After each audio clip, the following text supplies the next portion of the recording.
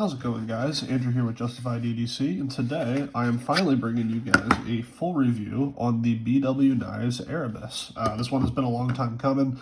I've actually tried to film this review a couple times already, but just didn't feel like I was doing it justice. So I give it a little more time, put a little more use on it, and we're gonna try this again. So just right off the bat, this is going to be a positive review. I'm a big fan of this knife. I'm a big fan of BW knives in general. And I usually just like doing reviews that are positive. I can do negative reviews, but that doesn't really do a whole lot of good for anyone. So we're just going to jump right into it. I'm going to get you some specs out of the way, and here we go. So right off the bat, I have a scale now, so I might as well do the weight for you guys. The knife itself's coming at right at 3.4 ounces, very lightweight, and then with the sheath, I believe we're sitting right about 5 ounces. Yeah, 5.3 ounces. So if you can carry a mid-sized folder, you can carry one of these guys. It's really not that heavy. I'm gonna line it up here. You got about a 3.5 inch blade. Your handle, you're sitting right about 4.25 inches, and then you got about just under 8 inches overall. So, and then your grip area, I mean, you pretty much have the whole handle for grip area, but if you really look at the handle here's grip area, you're getting about 4 inches. You're getting about 4 inches of grip area. You can use this whole handle.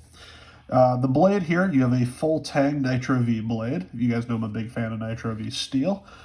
You have a TerraTough handle. This is not actually canvas micarta. This is TerraTough. It's a gray TerraTough. If you're not familiar with it, I wasn't either until I started talking to BW Knives, but I did a little bit of research on it, and it's similar in construction and how it's made to canvas micarta, but it's a little bit tougher. Also, it gets even a little bit grippier when it's wet. I can confirm that. And it's a little bit easier to work with. It's also less dangerous to sand and work with than micarta, if you don't know what I mean by that. When you sand G10 or just any kind of fibrous material, you really need to make sure you're wearing a respirator. But this isn't quite as dangerous. Still would recommend using a respirator, but all that aside, you have this kind of broken tip sacks or Wharncliffe profile to the blade, which I am a big fan of. Not quite your typical Wharncliffe because of the upswept blade there. Not upswept because it is still a completely straight edge, but it does angle a little bit up here, which we'll get to in a second. The handle is very neutral, which I'm a big fan of. You could use it in all of your standard grips. And then it looks like you have some kind of G10 pins here holding the handles on, and I believe these are probably epoxied as well. The sheath, you guys will recognize this is an offensive industry sheath. You got a gray front, which I'm a big fan of, and then you have these poppy flowers on the back here. I believe these are poppy flowers, but some kind of Hawaiian print. Big fan of that. The handle is sanded to, I believe he sands all of his handles to 80 grit, so you get a good grip in hand. I have used these both while my hands are wet, like outside in the rain. I've used them in the kitchen when like my hands have stuff like oil or juice from meat or fruit, that kind of thing on them. Very tough, very grippy. If you guys are familiar with canvas micarta and you like canvas micarta, you're gonna like these. Came with a very sharp edge and has been holding its edge very well. You can see there's some wear on the edge, but absolutely no chipping or anything like that. It has held up very well. I've processed a decent amount of cardboard with this, as well as just doing daily EDC tasks. I've done a couple tip tests of just stabbing it into some stuff, wood and that kind of thing. Tip has held up just fine.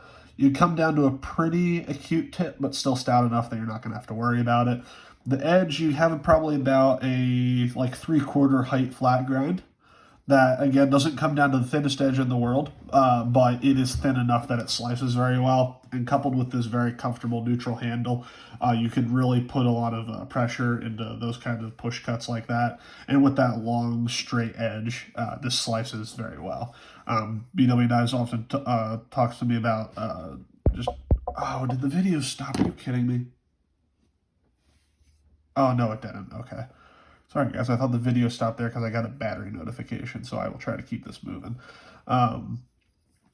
He also talks about the grinds that he does, kind of just wanting to be a very well-rounded grind.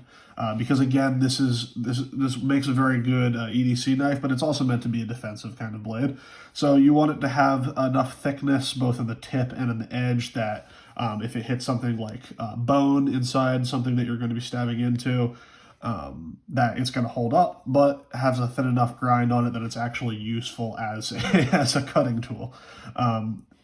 One of these knives did go to an organic medium class. If you guys are interested in pictures, hit up BW Knives. He has some pictures from these at the organic medium test. This went through a pig skull, it went into pig carcass, and it held up just fine.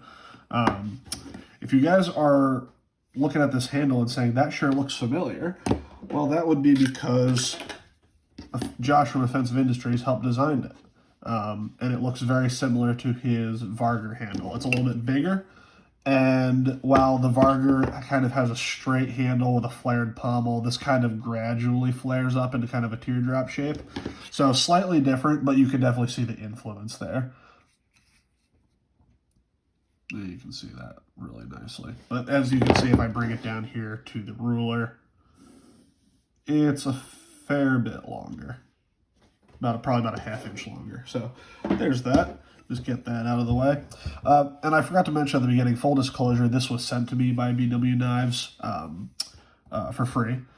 When I did my Verna XL review for him, again, that was sent to me for free. I did not intend to keep that knife at all. And then when I got done with that review, he very generously offered to let me keep that Verna XL or to check out another one of his models.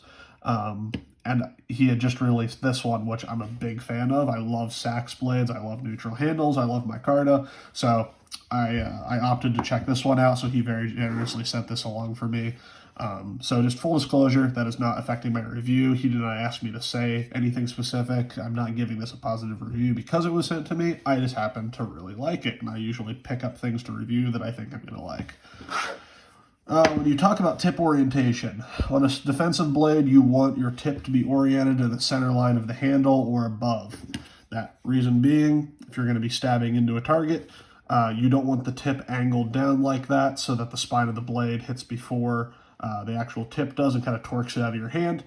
One of the reasons I'm a big fan of how he kind of brought this tip up into the center line like that is because you still have that flat Wharncliffe blade, but if I kind of line the center of the handle up here with that line, you can see that actually brings it pretty close to center.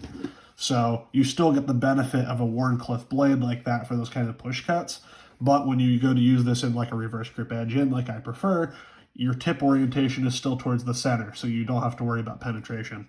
And again, this did well at the organic medium testing, so that's not a concern for me.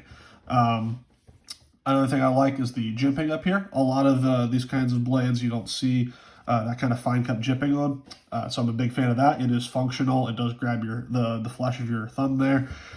The only complaint, I wish it came out maybe, I actually like about as twice as long, because if I'm going to kind of do this kind of saber grip like this, or to like push into something, this works well, but if I'm going to be kind of putting my thumb on the back of the blade like this to kind of push through something, I just overshoot that jimping completely. So it's not a big deal. The handle is ergonomic and comfortable enough that I don't need jimping out here to be useful. But if in the future he was going to change anything, I would say extend that jimping out another 3/4 of an inch.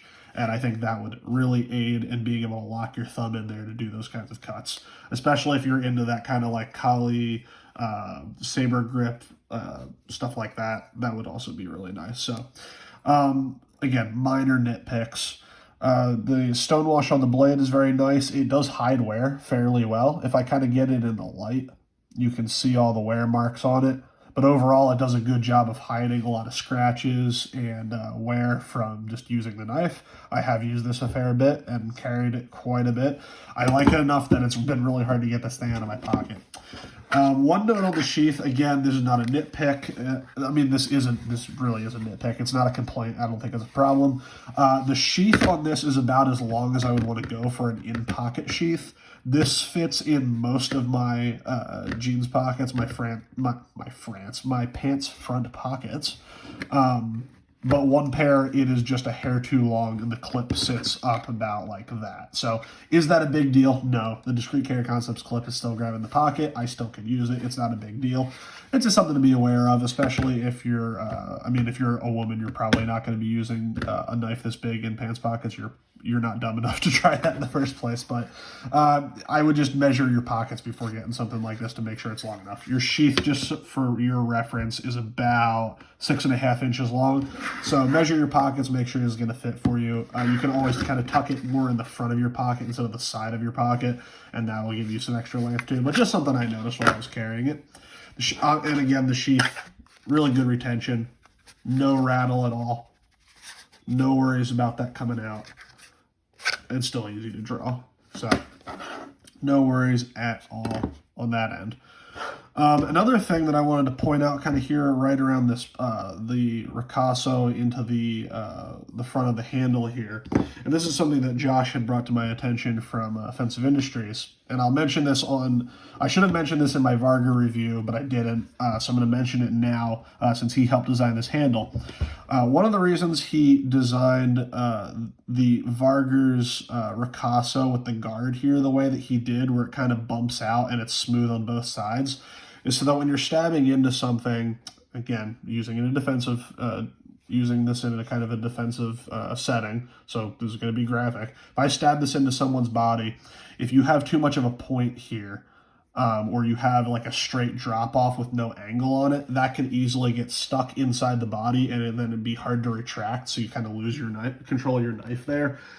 Something on like, even on something like this where there's no protruding point there or anything like that, but because of this deep finger choil here, it is possible in some very specific situations for this to go in and then something like this choil to get stuck inside your target and you not be able to pull it out. I think an even better example of that would be on something like, let me see if I can find something with a flipper tab here.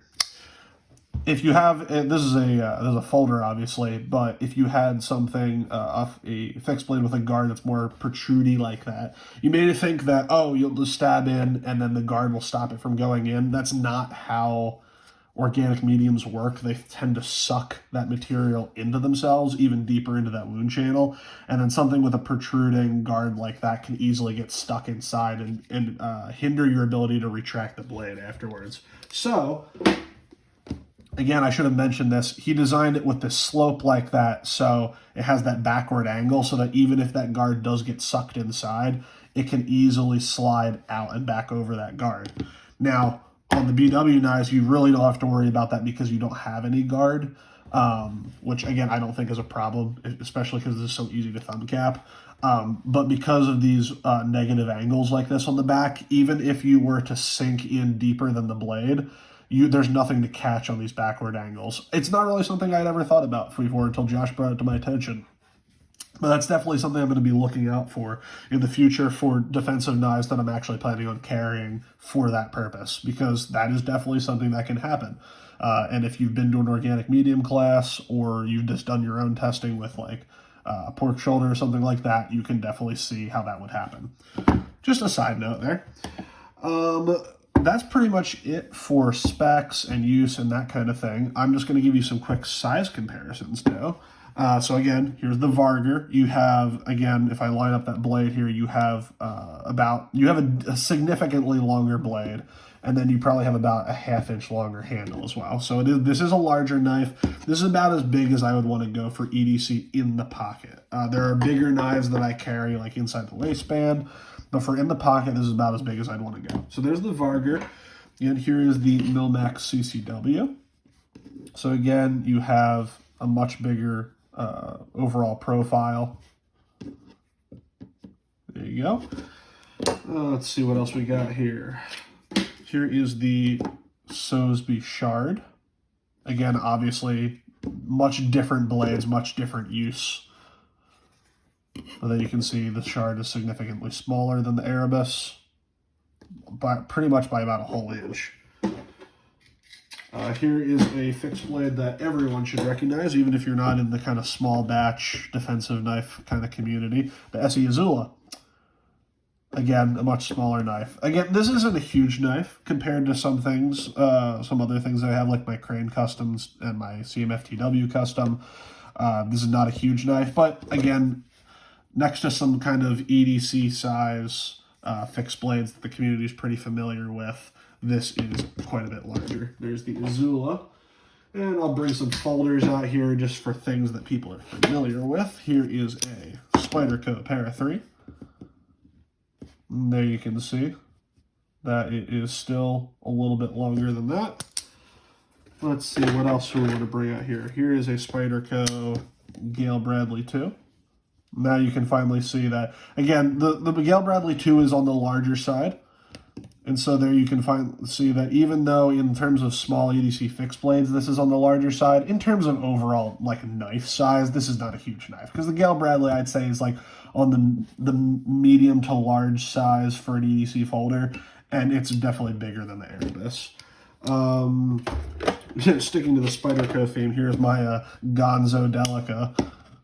Again, the same overall specs as a actual Delica, just a lot cheaper.